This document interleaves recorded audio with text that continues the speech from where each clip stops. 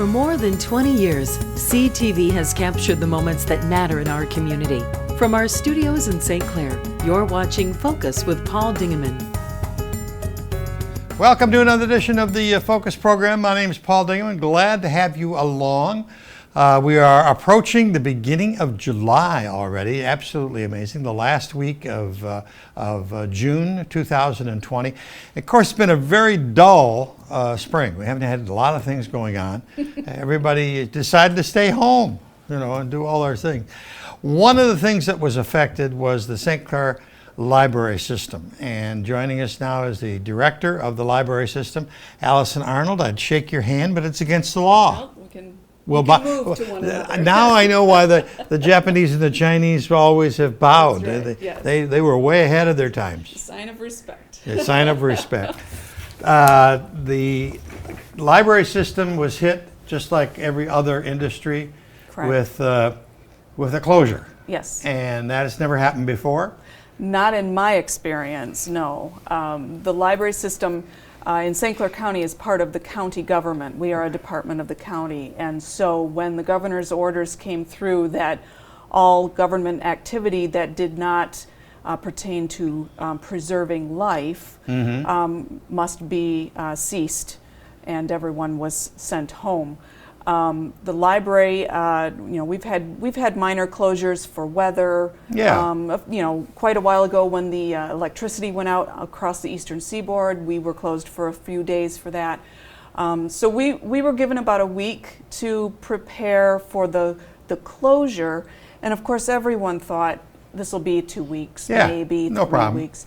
But as it continued to go further and more people were getting ill, we realized it was going to be a longer term situation. So what we're doing right now, as the governor's opened up the opportunity for libraries to start accepting patrons again, that happened at the very beginning of June, for like June 8th.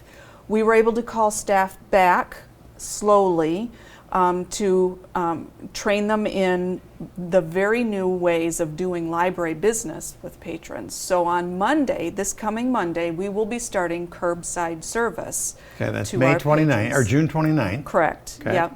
And this is a fairly new concept for libraries, and I know that there are patrons who have heard of libraries doing this all along. But for us, it takes a little bit of work to get all of our locations, which are physically different, up and running.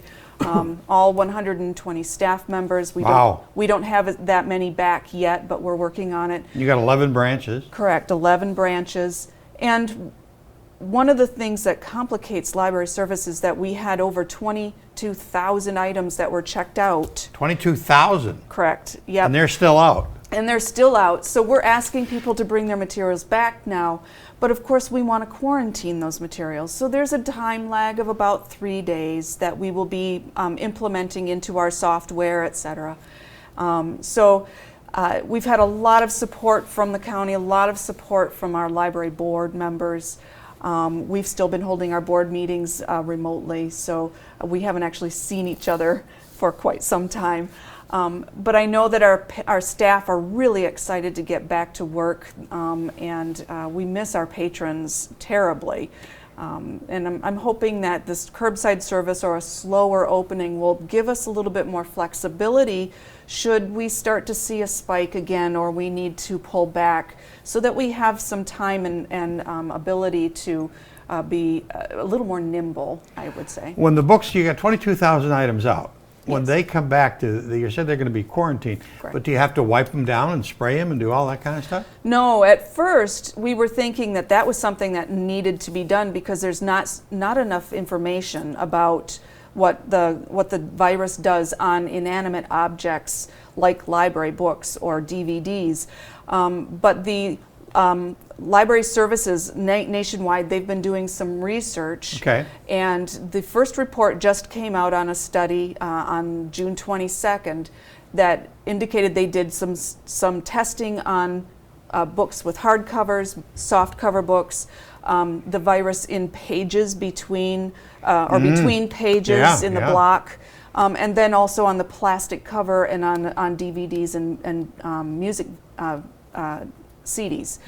And the virus does not live much longer than the 72 hours or the 3 Wonderful, days. wonderful. So we guessed correctly that 3 days would probably be the better of the choices.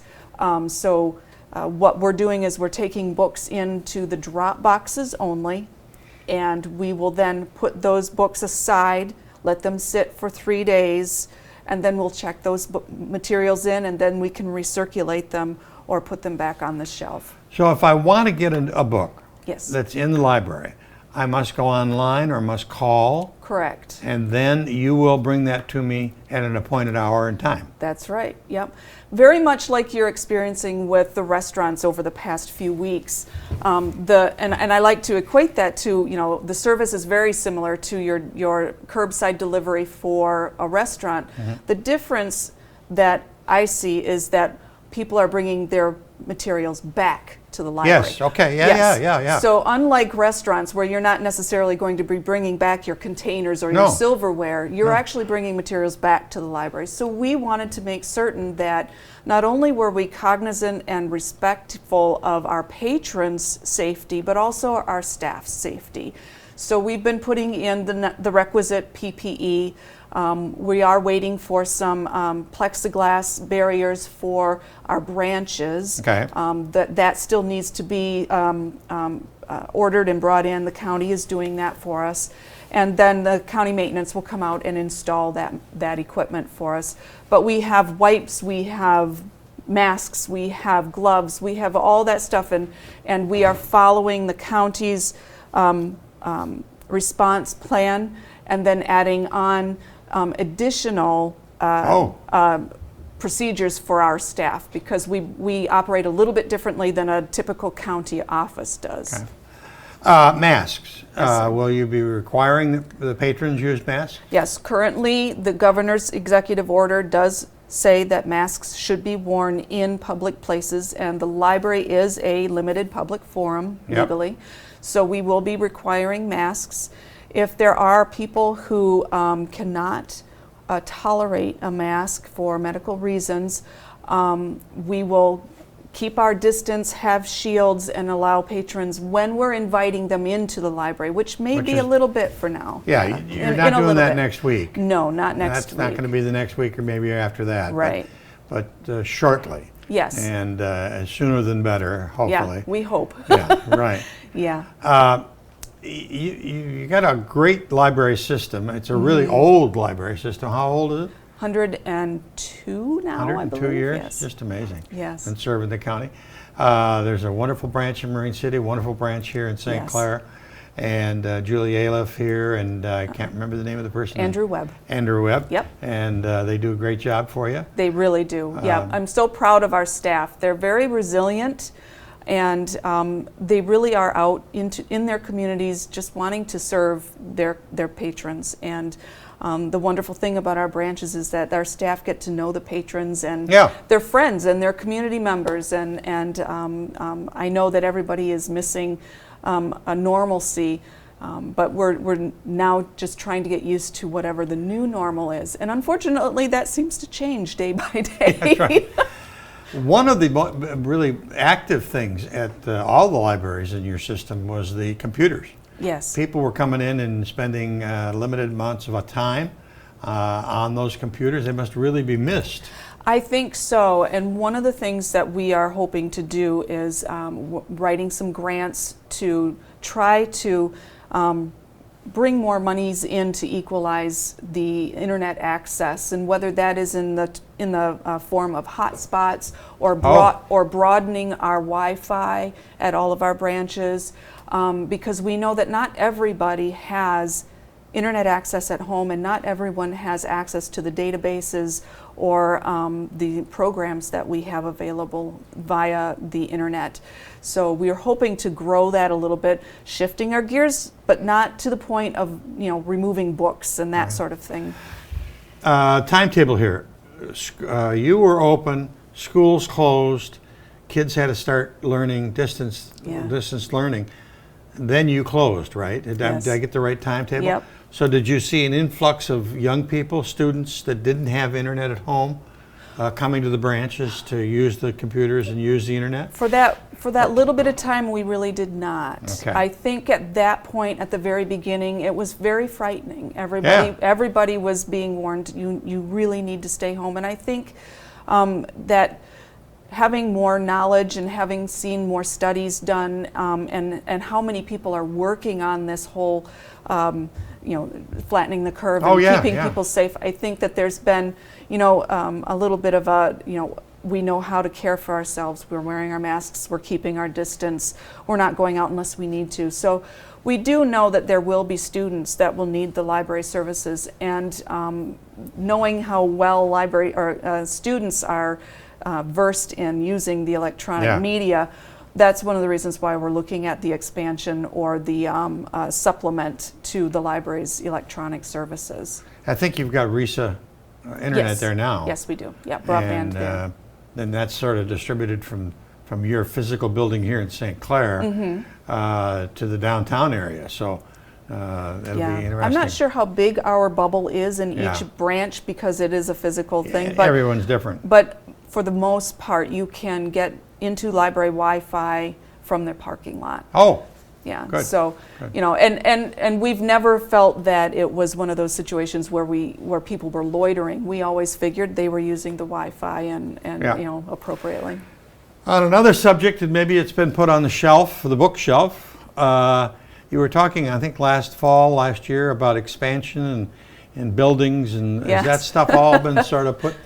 Where are we at on that? The library board had a meeting just this Tuesday. And on the agenda, we were talking about the main library, and again, the deficiencies of our current building.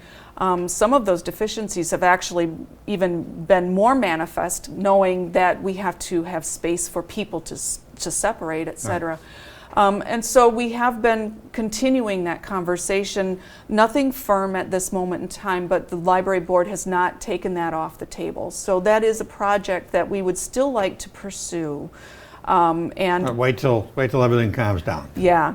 I'd like to see us get up and running and get our patrons served, and first priority is the patron. Yeah.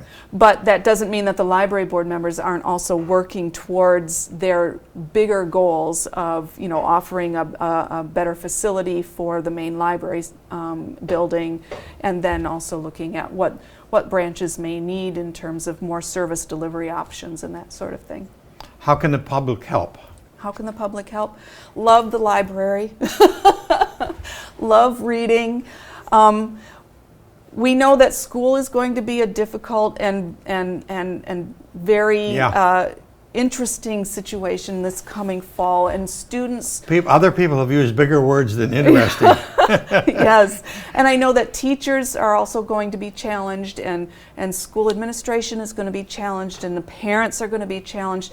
Please think of the library as a helpmate, an organization that we can work together to try to get you as connected and as much help as we possibly can. We will be doing summer reading this year. We've shifted the dates. We'll get some marketing out on that. Good. But it'll be different. Please tell us about it. We'll be happy to promote it. It'll be different.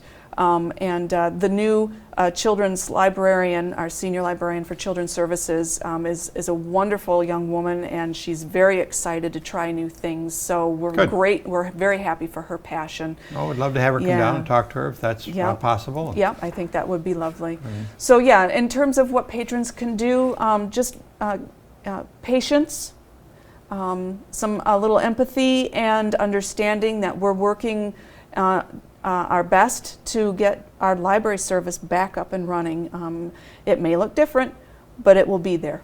I think we're all getting used to things looking different. Yes. and being different with our masks, et cetera, et cetera. So it's a wonderful new world that we're living in. So. Yes. Yeah, we can look at it as a challenge. Right. This could be very fun. The director of the library system in St. Clair County, Allison Arnold, always a pleasure to have you here. Thanks so much for coming in. And we'll all put our masks back on now and behave. Thanks very much. That's about it for this edition of the Focus program. Thanks very much for tuning in. Till next time, I'm Paul Dingeman. See you soon. Thanks for watching Focus with Paul Dingeman. Focus is produced at the CTV Community Television Studios in St. Clair. For over 20 years, CTV has captured the moments that matter to our community.